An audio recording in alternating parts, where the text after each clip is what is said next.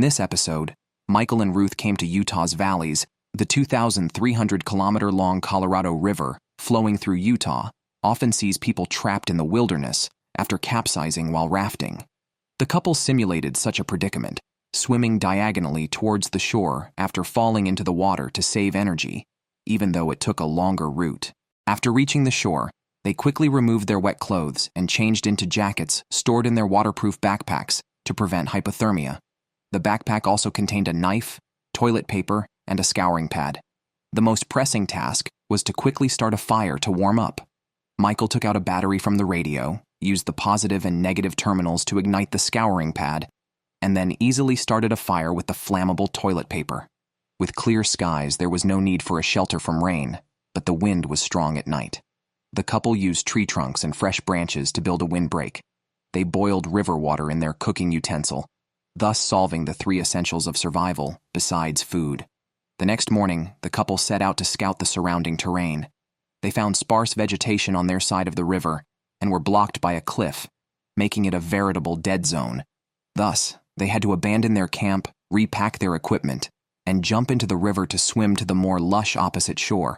They crossed the river as before, not swimming directly across, but aiming for a downstream point and letting the current assist them. After reaching the shore, Ruth was extremely cold. Unexpectedly, Michael discovered that the land they were on was actually a small island in the center of the river with insufficient food resources to sustain them. Consequently, they had to enter the water a third time. Eventually, after several challenges, they reached the riverbank abundant in plant and animal resources. They chose a grassy area by the river to camp. Fortunately, starting a fire was easy this time. Michael found a large patch of cattails, whose roots and white tender stems were edible. The river crossing had paid off as he pulled up a bunch and brought it back to camp, urging Ruth to try the sweet, crunchy white roots. Michael then used a dead tree as a tool to stun a bullfrog by the river, easily catching one about 1/2 kilogram in weight. While Ruth prepared to stew the cattail roots and bullfrog for dinner, Michael found 2 insect larvae in a rotting log. These larvae, rich in protein, were added to the dinner of cattail root stew with bullfrog and young insects. On the 3rd day of their survival challenge, they hadn't seen a single raft passing by in the river. Michael decided to head to the mountain behind them to see if there were any signs of human activity. After a trek, they reached the mountaintop but saw no signs of people. However, they found many yucca plants. The petals of the yucca were edible, crunchy, and tasted like soap, which is why Native Americans used crushed yucca root as soap. Moreover, the juice squeezed from crushed yucca petals could quench their thirst, making this plant extremely valuable. It was now high noon, and although Michael and his wife initially wanted to rest under the shade of trees and wait for the temperature to drop before foraging for food, the sudden calls of turkeys in the nearby bushes made it impossible for Michael to rest. He decided to hunt a turkey to improve their meal. He cut a sturdy branch for the bow, used a knife sheath capable of bearing 250 kilograms as the bowstring, and crafted a longbow. After a few minutes of practice, both Michael and Ruth could accurately hit distant targets. The couple then started hunting turkeys. However, the turkeys were very cunning and stayed in open grasslands, making it difficult for predators to approach unnoticed. From a distance, the turkeys sensed Michael and his wife and attempted to flee to another location. Michael, not one to give up easily, continued the pursuit until they completely lost track of the turkeys and reluctantly returned to camp. Unexpectedly, on their way back, Michael encountered a wild hare. He quickly took aim with his bow and arrow, but narrowly missed. The hare swiftly escaped using the bushes for cover. That evening, Michael and his wife had to continue eating cattail roots and bullfrog. Fortunately, these provided the necessary proteins and carbohydrates. After eating, they slept until 8 a.m., awakened by the sound of a speedboat's engine as it entered the frame, marking the successful end of the challenge. Aitutaki Island, located in the South Pacific's Cook Islands, is a beautiful uninhabited island. Michael and Ruth had to survive there for 4 days before a rescue boat could arrive. Finding a water source is crucial for survival on a deserted island. Given Aitutaki's equatorial location with high temperatures and humidity, Michael decided to explore the island's interior first. He found no freshwater streams, only dry leaves and branches everywhere, which would attract many mosquitoes and rats at night. Setting up a shelter inland was not ideal. The couple then moved to the coastline, where they spotted coconut trees. Choosing the shortest one, they knocked down a few coconuts. Michael chopped one open, and the first sip of coconut water went to his wife, Ruth, who enjoyed the refreshing and sweet taste. With their water supply secured, they found a spot on the beach with sand and shade to build their shelter. Michael constructed the shelter using 2 sets of tripods to support 2 sturdy logs, on which he placed branches from the pandanus tree to form an elevated bed. He then covered it with a layer of palm leaves for a mattress, completing the shelter. Next, it was time to start a fire. Michael found hibiscus trees on the island, a type of tree used for fire-making by Pacific Islanders for centuries. He decided to emulate this ancient wisdom using the fire plow method, generating heat by rapidly rubbing 2 hibiscus sticks together. When the temperature was high enough, it produced tinder, which he placed in dry coconut husk and blew into to ignite. Michael successfully started a fire before dark. The next day, they went to the seaside to look for food. The first creature they spotted was a flounder hiding under a rock, but it swam away too quickly to catch. In contrast, sea cucumbers lying quietly on the seabed were easy to collect by simply bending down. Michael cut open a sea cucumber, revealing red roe inside that tasted like very salty pasta. He fed a large chunk to Ruth. After eating, they placed the sea cucumber back in the water, where it could heal and be reused. Michael decided to go back and make a spear, while Ruth stayed to gather seafood for breakfast. On the rocks, she found clams clinging to them. It took all her weight to pry these clams off. Michael returned to the island and carved 3 sharp prongs at the front end of a tree trunk. He then tightly wrapped the end with vines to prevent it from splitting, creating a trident. Meanwhile, Ruth not only found clams, but also a large sea urchin. When she returned to the camp, loaded with these finds, Michael had already set up the sunshade. The edible part of the sea urchin is the yellow gonads inside, which can be eaten raw. Michael nailed the edible sea cucumber meat on a plank, roasting it beside the fire along with the clams. The clams were undeniably delicious, fresh, tender, and smooth. As for the sea cucumber, Michael said it was juicy and tender like beef jerky, but he soon couldn't pretend anymore as it really tasted like chewing a rubber tire, bitter and tough to swallow. The couple quickly ate some coconut flesh to rinse their mouths. This food was not enough for their daily needs. Michael took his spear and went into the shallow sea to fish. He spotted a decent-sized eel but failed to spear it, letting it escape. The weather on the island turned gloomy with strong winds, making it hard for Michael to see underwater. He caught nothing and decided to make several torches for night fishing, as some fish are attracted to the light. However, he also prepared 2 traps to catch coconut crabs by cutting coconuts open to expose the flesh and tying them with coconut husk to stones placed at the entrances of the crabs' burrows. The scent would lure the crabs out to eat, but they couldn't drag it into their holes. When Michael returned to check, he could easily catch them. At night, the couple entered the shallow sea with torches to fish. Michael spotted the same eel from earlier, but again failed to spear it and accidentally extinguished his torch. Besides this eel, they saw no other suitable-sized fish. While the torch was still burning, Michael and Ruth hurried back to camp before it went out. Their hopes for a protein-rich meal now rested on the crab trap. Fortunately, when Michael checked, the coconut crab was still greedily eating at the entrance. He stabbed it with a knife, killed it, and roasted it beside the fire. Finally, the couple had the protein feast they had dreamed of, filling their mouths with food for the first time since landing on the island. This coconut crab provided over 1,000 calories per person. After eating and drinking their fill, they slept until 8 a.m. the next day. They had to start looking for new food to stave off hunger. Michael noticed white terns on the trees above, which lay their eggs directly on branches and do not fiercely protect their offspring. He simply climbed the tree and took the eggs. The couple divided their tasks. Ruth went deeper into the island to collect more bird eggs for breakfast, while Michael picked coconuts to store fresh water. Ruth first caught a land crab, then successively took 2 white tern eggs. She thought that was all for the morning's haul. But on her way back to camp, she spotted a coconut crab hiding in a tree hollow. Ruth extracted a smaller coconut crab from a tree hollow using a knife. She then spotted another crab in a different hollow. Ruth used a stick to poke it out and killed it with her knife. Smiling, she proudly showed her catch to the camera. This crab was larger than the first. Back at camp, Michael was surprised by her successful hunt.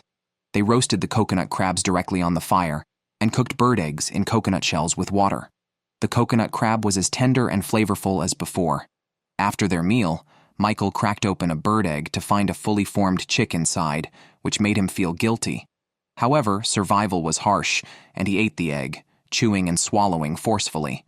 After breakfast, Michael went fishing for the third time, while Ruth found several conchs. Michael finally caught the eel he had been after. The eel, rich in fats, was very tasty and provided the energy they needed. The roasted conchs could be completely peeled from their shells, filling their mouths with meat. The eel, juicy with each cut, was exceptionally delicious, and provided fats that previous meals did not. The couple ate well that day. When they woke the next day, their challenge ended with the arrival of a speedboat arranged by the production team. This challenge took place in Alaska, the largest state in the U.S., known for its diverse wildlife and vast forests and tundras. The couple chose this location to simulate lost wilderness hikers, equipped with a variety of gear, including cutting tools, ice picks, crampons, fire-starting magnesium sticks, and rain tarps. The glaciers here had many deep crevices. Climbing to higher ground first, Michael and Ruth carefully surveyed the terrain to choose the safest route. Michael planned to travel along the edges where glaciers and rock walls met, heading toward lower altitudes to reach the coast for rescue. They had to be careful throughout, especially when encountering a stream formed by glacier melt, which was uncontaminated and safe to drink directly. After leaving the glacier and reaching rocky terrain, they removed unnecessary crampons and walked along the edge. At the end of the rocky mountain, they could clearly see the coast where rescue was most likely.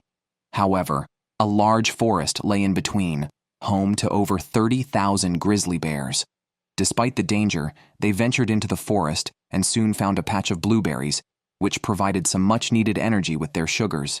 At this time in Alaska, the daytime lasts for 17 hours. It is now time to rest. Michael wanted to find a flat area in the forest to set up a shelter and make a fire for the night. During their search, they encountered a large, dry tree hollow. In other places, this would have been a perfect shelter. But in Alaska, these hollows are definitely bear dens. Sleeping there would be very dangerous. Michael and Ruth had to continue searching without considering it, constantly making noise to remind the surrounding grizzly bears of their presence to avoid surprise attacks. Eventually, Michael found a large flat area in the forest with a thick layer of soft peat moss. They just needed to tie up their raincoats to create a roof and lay some leaves to separate from the moist ground. Next, they needed to make a fire to boil water and warm up. Although the trees around were very damp, Ruth used an ice pick to chop into the trunks, digging out dry wood for firewood. Michael then took apart his wife's sanitary pad and ignited it with a magnesium stick, successfully starting the fire. On the second day of survival, Michael picked a bowl of blueberries for breakfast in the forest, squeezed fresh water from the damp peat moss, and had a simple meal and drink with Ruth before setting off again. After an unknown duration of trekking, they emerged from the forest into a large open area. Michael noticed many birds flying low at the edge of the tree line ahead. He guessed the birds were feeding on something. As expected, when he and Ruth walked over, they found a stream at the forest edge full of river fish ready to spawn. Simply throwing a stone could kill a fish. Michael filled his water bottle, then used the ice pick to catch a 3 to 4 pound silver carp. By the river, he and Ruth first ate the fish roe, then cut large pieces of fresh fish meat and started eating directly. After filling their stomachs, they continued through the forest towards the coast they had seen earlier. Finally, at around 2 p.m., the couple saw the coastline, and there was a buoy in the sea, indicating either fishing nets or crab pots. It would not be long before fishermen came to check their catch. Before that, their task was to survive. Michael found a cargo pallet washed ashore. They set up camp under dense tree shade, laid branches on the pallet for a mattress, and used the same rain tarp for the roof. As before, they easily started a fire using the sanitary pad as tinder. Now, the only remaining issue was food.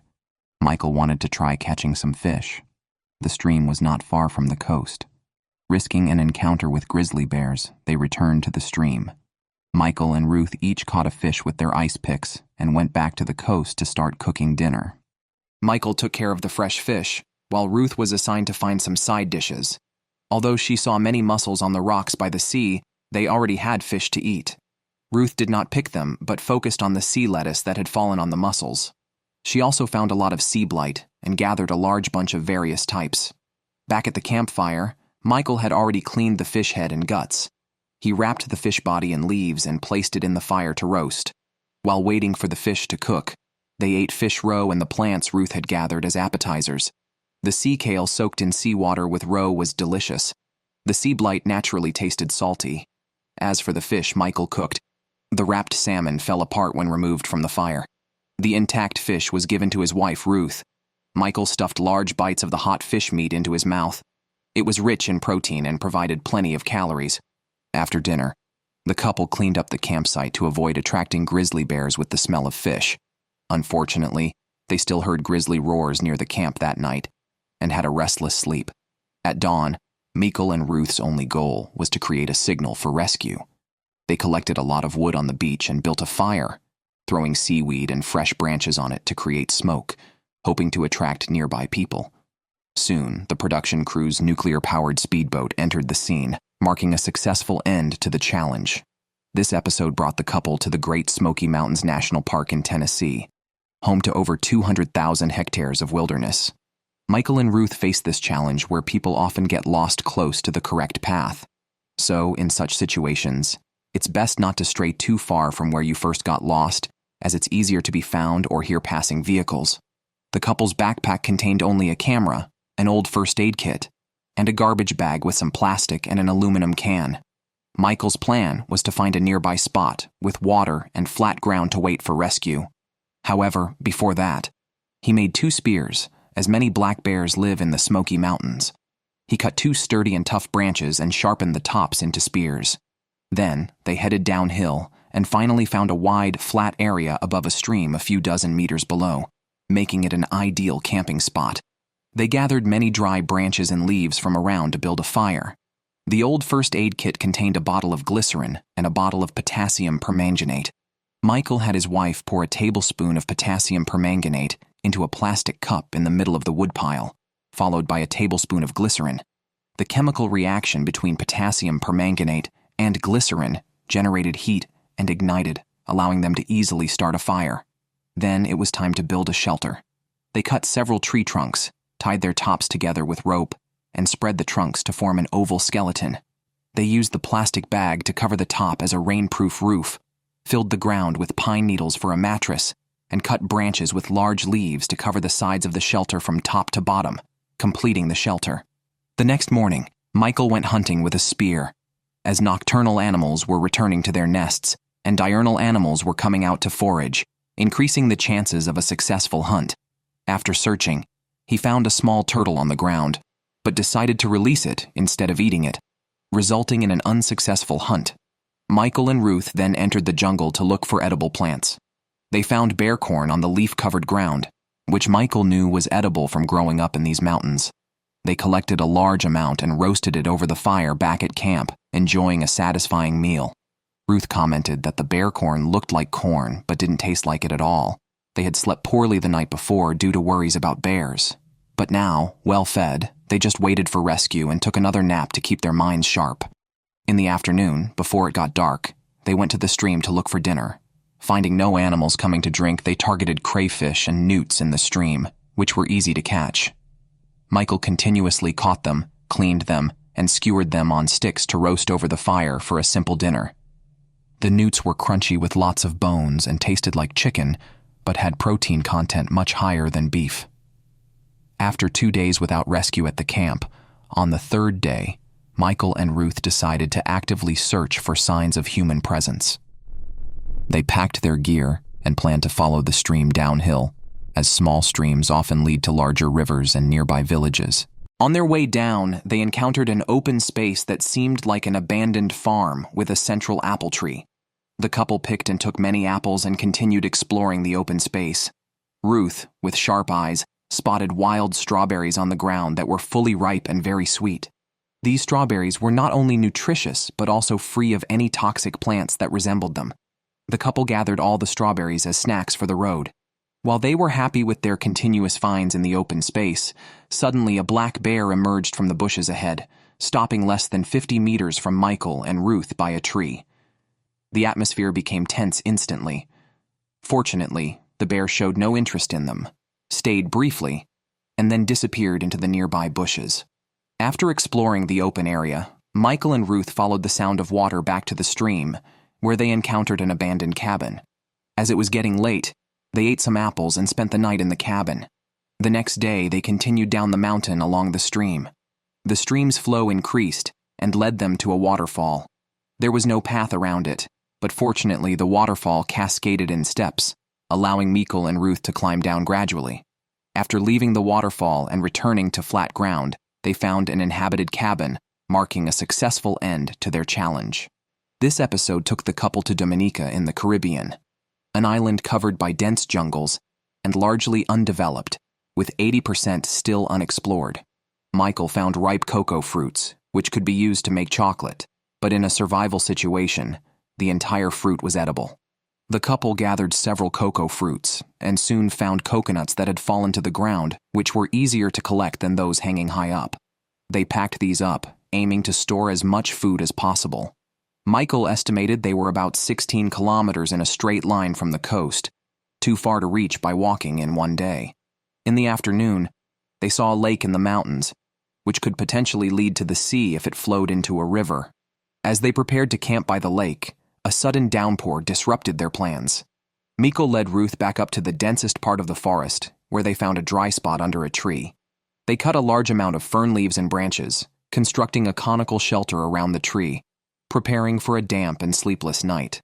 The next morning, Michael and Ruth drank some rainwater collected in banana leaves, planning to eat a coconut before setting off. They cracked it open to find a large, sprouted coconut. A spongy ball formed from the embryo absorbing the coconut water, which tasted very sweet and creamy. After replenishing their energy, they discovered that the lake they found was actually a caldera lagoon with no path leading downhill. To descend, they had to climb over a steep slope and return to the mountains to find a river. After wandering for some time, they encountered a scalding hot volcanic spring with a pungent smell. Michael sensed that it might help their survival. Later, they passed through a clearing in the mountains, where hunger prompted them to sit down and eat the cocoa fruits they had packed. Just below this flat area, Michael and Ruth bathed in the river. They then chose a spot on the opposite bank, filled with many vines and broad leaves, ideal for building a shelter. Michael decided to settle there for the day. The couple divided the tasks and gathered materials for the shelter. Michael used 3 trees as posts, first wrapping the thickest vines around them. He then tied thinner vines to the trees to prevent slipping, weaving back and forth to create a hammock-like framework. They laid leaves on top for a mattress and used a similar method to construct a roof. This created a shelter that was open on all sides. They had finished all the coconuts and cocoa fruits previously packed in their bags. With daylight fading, they went out to look for food. Although rarely visited, the island's resources were impressive. In the jungle, they found a banana tree with a bunch of green, unripe bananas. The volcanic spring they encountered earlier came in handy.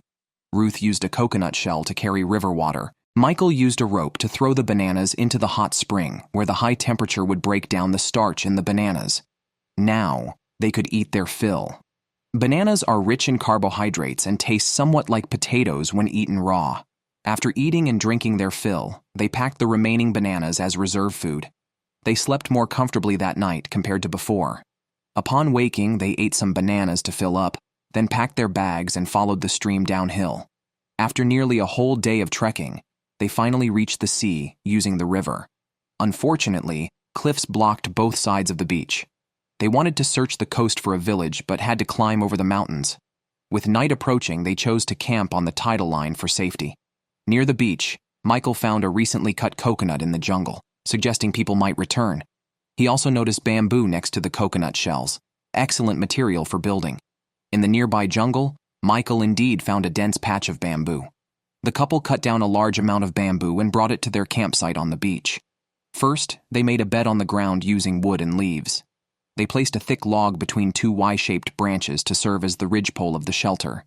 Then, they split the bamboo in half, cleared the nodes inside, and laid the halves with the outer side down and inner side up as a layer. They covered the gaps with another layer of bamboo, inner side down. The base also used a split bamboo to create gutters so that rainwater would flow into the gutters and eventually into a coconut shell at the end. Thus, they created a shelter that protected against rain, but not wind. Next came the challenging task of making fire. This time, Michael used a new method of friction with a rope. He split completely dry bamboo and placed tinder made from coconut tree bark and leaves inside. Then, he cut a groove on the exterior of the dry bamboo and drilled a small hole on the inner side of the groove. He also split a fresh bamboo stick. He tied shoelaces at both ends of the bamboo stick with natural joints preventing them from slipping. Michael and Ruth worked together, moving the stick back and forth in the groove to generate heat by friction. The generated embers would fall through the small hole and ignite the tinder on the other side. The friction eventually produced enough heat to create embers, allowing Michael to successfully ignite the tinder and start a robust fire. For nearly 3 days, they had been surviving on fruits, and their bodies were desperately craving protein. Though they had coconuts picked from the coastline, they wanted some meat. Michael and Ruth found a stream in the valley and caught a few small crayfish and some snails. Back at camp, they put the seafood in a bamboo tube with water, sealed it with palm leaves, and heated it over the fire. While waiting for the food to cook, Michael cracked open a coconut to serve as a side dish. Before nightfall, they enjoyed a protein-rich meal. Despite the cooking being very simple, it was immensely satisfying for their meat-craving bodies and hungry stomachs. Michael and Ruth enjoyed their meal greatly. Because this part of the coast showed fresh signs of human activity, they knew it wouldn't be long before they were discovered, marking the end of this challenge.